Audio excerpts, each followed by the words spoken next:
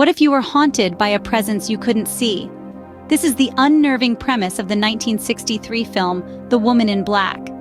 It beckons us into a world where the unseen becomes the most terrifying presence of all.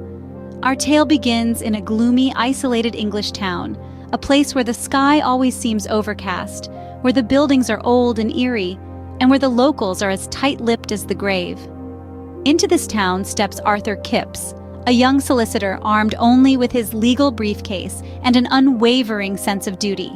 He's been sent to settle the affairs of the recently deceased Mrs. Drablow, a woman as enigmatic in death as she was in life.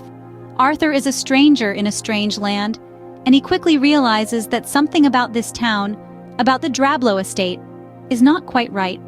The air feels heavy, charged with a chilling atmosphere that seems to whisper of secrets best left undisturbed. But Arthur is undeterred. He has a job to do, and he intends to do it, no matter how unsettling the circumstances. As he delves deeper into his task, he encounters the local people's reluctance to talk about the estate, a silence that speaks volumes. They murmur about the woman in black, a figure shrouded in mystery and fear. Who is she? What does she want? And why does her presence seem to cast a shadow over the entire town? Arthur is drawn into the mystery, his curiosity piqued. He's a man of logic, of law and order. He doesn't believe in ghosts.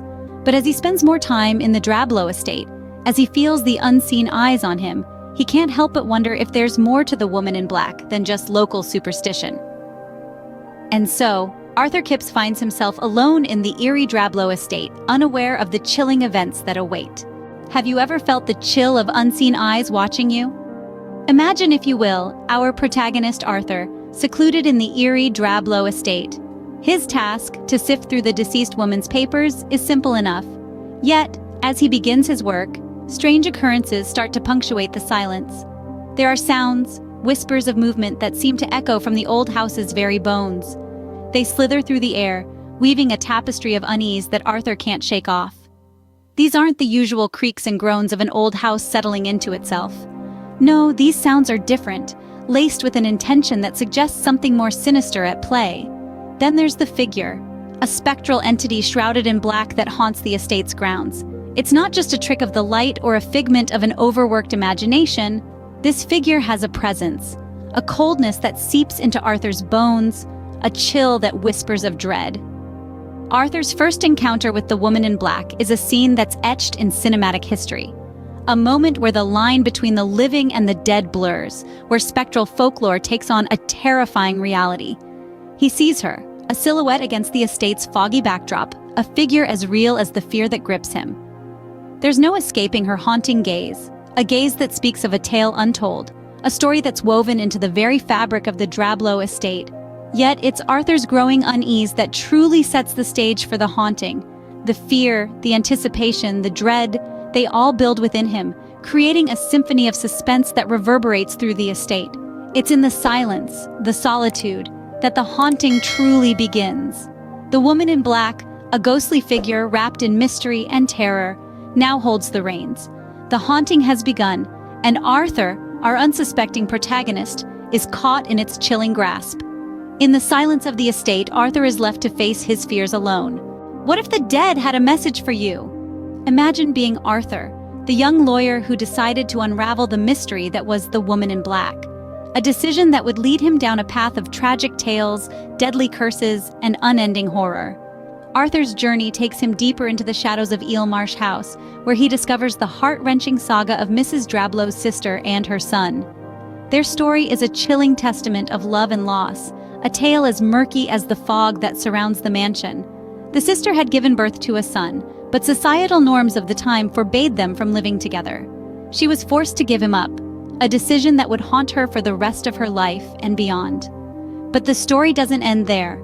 Arthur learns about the curse that the woman in black carries, a curse born out of the depths of a mother's despair. Every time she is seen, a child in the nearby village dies a sudden and tragic death.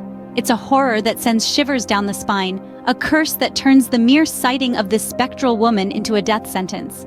Arthur finds himself caught in this deadly web, the terror of the woman in black growing with each revelation. She's not just a figment of local folklore. She's real, and she's deadly. She's a specter that carries sorrow and death in her wake, a haunting presence that refuses to rest. This isn't just a ghost story. It's a tale of a mother's love turned into a curse, of a village living in constant fear, of a young lawyer who stumbles upon a secret that he wishes he never uncovered. As Arthur delves deeper into the mystery, he realizes the horrifying truth. The woman in black is no ordinary ghost. She's a deadly secret, a chilling reminder of the past that refuses to stay buried. With every revelation, the terror of the woman in black grows, a specter of sorrow and death. Can you ever escape a curse? As we reach the climax of the 1963 classic, The Woman in Black, we're forced to ponder this question. Arthur, our protagonist, is driven to desperation, his every attempt to lift the shrouding curse proving futile. A tragic outcome awaits him, an echo of the same despair that has haunted the woman in black.